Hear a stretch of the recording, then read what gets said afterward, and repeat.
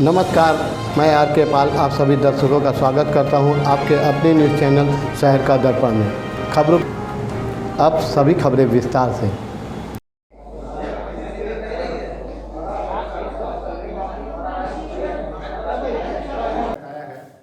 और ज़्यादा करके आपकी और आपके माध्यम से जो भी प्रिंट मीडिया इलेक्ट्रॉनिक मीडिया के माध्यम से जो भी जनता रूबरू होगी उसका सेवा करने का अवसर दिया है। मेरी पुलिसिंग की जो कंसेप्ट है, जो थ्योरी बहुत सिंपल है। वो ये है कि हम और हमारे अधिकारी जो थाना स्तर तक के हैं वो जनता को सुने, जनता की शिकायतों को सुने, जनता की समस्याओं को सुने। वो चाहे जो उनके पास आ रहे हैं उनको सुने, चाहे उनको फ़ोन से सुने, चाहे उनको व्हाट्सएप से सुने, चाहे सोशल मीडिया सुने, चाहे जो भी आप संचार के माध्यम उनके सुने। और सुनने के बाद जिस मामले में जो यथा उचित कार्रवाई हो, जिस मामले में एफआईआर लिखा जाना एफआईआर लिखा जाए, जिस मामले में केवल कार्रवाई की जानी प्रिवेंटिव कार्रवाई की जानी प्रिवेंटिव कार्रवाई की जाए, वो कार्रवाई। नंबर 1। नंबर 2, यदि एफआईआर दर्ज किया जाए उसकी समय से विवेचना की जाए, समय से निस्तारण किया जाए। जनता को ये शिकायत करने का मौका ना मिले, हमने एफआईआर लिखा लिया, उस पर कोई कार्रवाई नहीं हो रही है। जनता को ये शिकायत करने का मौका ना मिले, हमने एफआईआर लिखाया, उस पर पक्षपातपूर्ण कार्रवाई हो रही है। ये हम सुनिश्चित करने की कोशिश करेंगे। और ये मैं इस दावे के साथ कर सकता हूँ कि जब मैं पिछले कार्यकाल में 17 महीने का अवसर मिला था, आप सबके सहयोग से ये मैंने किया था और मैं इसको अपनी उपलब्धि मानता हूँ। और उसी उपलब्धि को मैं आप सबके माध्यम से आगे बढ़ाना चाहूँगा। क्योंकि यदि हम जनता की समस्याएं सुन लेते हैं, जनता की बातें सुन लेते हैं, हमें बहुत सारी बातें सामने आ जाती हैं। इसी के माध्यम से जो हम अपनी प्राथमिकताएं ज्ञापित करते हैं शासन की, प्रशासन की, चाहे वो अपराध मुक्त, भय मुक्त समाज स्थापित करने की, माफियाओं के विरुद्ध प्रभावी कार्रवाई करने की, महिलाओं, बच्चों, दलित वर्गों, कमजोर वर्गों के विरुद्ध जो भी अपराध हो रहा है उस अपराध के संबंध में विरोधात्मक कार्रवाई करने की, या उन अपराधियों के विरुद्ध प्रभावी कार्रवाई करने की, या माफियाओं के विरुद्ध कार्रवाई करने की, या मिशन शक्ति की, ये सब एकाकार अंगीकृत रूप में होकर कार्य करेंगे हम लोग। हमारी मूल योजना ये रहेगी। इसके साथ साथ आप ट्रैफिक की बात करें, स्मार्ट सिटी की बात करें, सेफ सिटी की बात करेंगे, ये सब धीरे धीरे सामने नई चीज़ें आ रही है, उस पर भी हमारा फोकस रहेगा। जो मैंने महसूस किया है एक आम नागरिक के रूप में भी, क्योंकि इस बीच में 2012 में यहाँ सटने के बाद बहुत सारी जगहों पर सेवा करने का मुझे अवसर मिला, तो वो जगह मेन पुलिसिंग से हट करके मैंने एक आम नागरिक के रूप में आपसे बात करके समझने की कोशिश किया। तो 2012 से 2020 के बीच में काफ़ी अंतर आ गया है। वो अंतर ये है कि सोशल मीडिया बहुत व्यापक हो गई है, और सोशल मीडिया जहाँ तक जैसो हमारे लिए सहयोगी भी है, हमारे लिए, आपके लिए, वहाँ कहीं कहीं हमारे लिए जैसो हानिकारक भी है। सहयोगी ये है कि सोशल मीडिया के माध्यम से हमें जानकारी समय से मिल जाती है, आपको जानकारी मिल जाती है, आप कहीं ट्विटर पर डाल देते हैं, आप फेसबुक पर डाल देते हैं, उसके माध्यम से हम जानकारी मिल जाती है, हमें तुरंत जानकारी मिलती है, हम उस पर तुरंत एक्शन करने की कोशिश करते हैं। हानिकारक ये है कई बार बहुत सारे अफवाह चल जाते हैं, बहुत सारे अफवाहों के कारण जैसो सही पता नहीं चल पाता सही क्या है गलत क्या है। पुलिस विभाग के माध्यम से हम कोशिश करते हैं उन अफवाहों का खंडन करने की, कभी कभी उसमें समय लग जाता है। इसके अतिरिक्त दो समुदायों के बीच, दो संप्रदायों के बीच कभी कभी इस तरह के अफवाह वाली, रूमर वाली, सांप्रदायिकता विरोधी तमाम पोस्ट आ जाते हैं, जिसमें कभी कभी काफ़ी आपत्तिजनक स्थिति पैदा हो जाती है। उसको कंट्रोल करने में पुलिस प्रशासन को काफ़ी मेहनत करना पड़ता है। ये सोशल मीडिया की दूसरी स्थिति है। सोशल मीडिया की एक और स्थिति है जहाँ मैं इतिहास से आ रहा हूँ, आप लोग जानते हैं रेडिकलाइजेशन की बात हम लोग सब कर रहे हैं, और रेडिकलाइजेशन हम आप सबके बीच में व्याप्त हो चुका है। रेडिकलाइजेशन केवल ये नहीं है कि हम एक विचारधारा से ग्रस्त होकर केवल आतंकी घटनाएं करें, आतंकी कार्रवाई करें। रेडिकलाइजेशन ये भी है कि हम किसी विचारधारा से प्रभावित होकर गलत कार्य करें, चाहे वो आतंकी कार्रवाई ना हो, सिंपल आपराधिक कार्रवाई क्यों ना हो। तो ये सब नई चैलेंजेज आई है, नई चैलेंजेस के लिए हम लोग को आगे बढ़ना पड़ेगा, आगे बढ़ के काम करना पड़ेगा। अच्छी बात यह है कि प्रदेश सरकार ने, माननीय मुख्यमंत्री ने लखनऊ में और नोएडा में पुलिस कमिश्नर सिस्टम लागू किया है।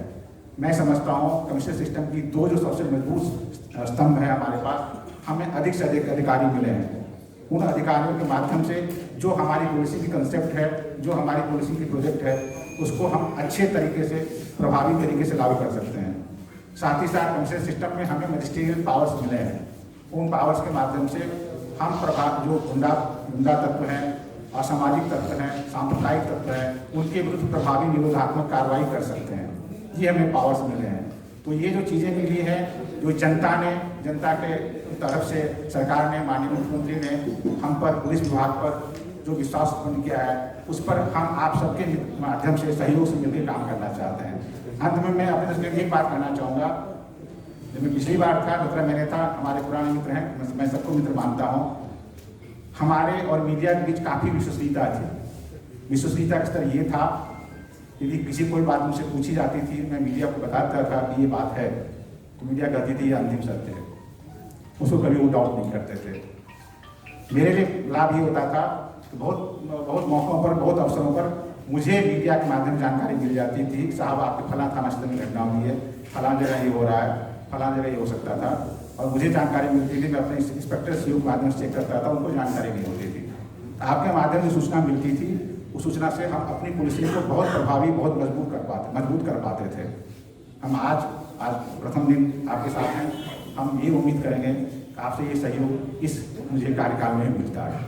Thank you. कार्य छोड़ने के लिए वहाँ जो जिन्होंने मेरे उत्तराधिकारी हैं, उनको मैं ब्रीफ करने गया था, उसमें काफ़ी समय लग गया था। आज मंत्रा नहीं जा पाया था, लेकिन मैं मंत्रा जाऊँगा।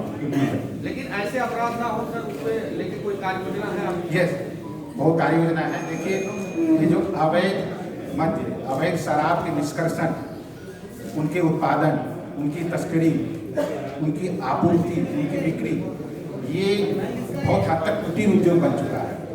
कुटीर उद्योग वहाँ बनता है जहाँ कच्ची शराब बनती है। ये एक नया तथ्य हम लोग के सामने आया, नई बातें आई, आप लोग भी सहमत होंगे कि अब बहुत सारे जो सरकारी शराब की दुकानें हैं, उनमें भी इस तरह की घटनाएं हो रही हैं।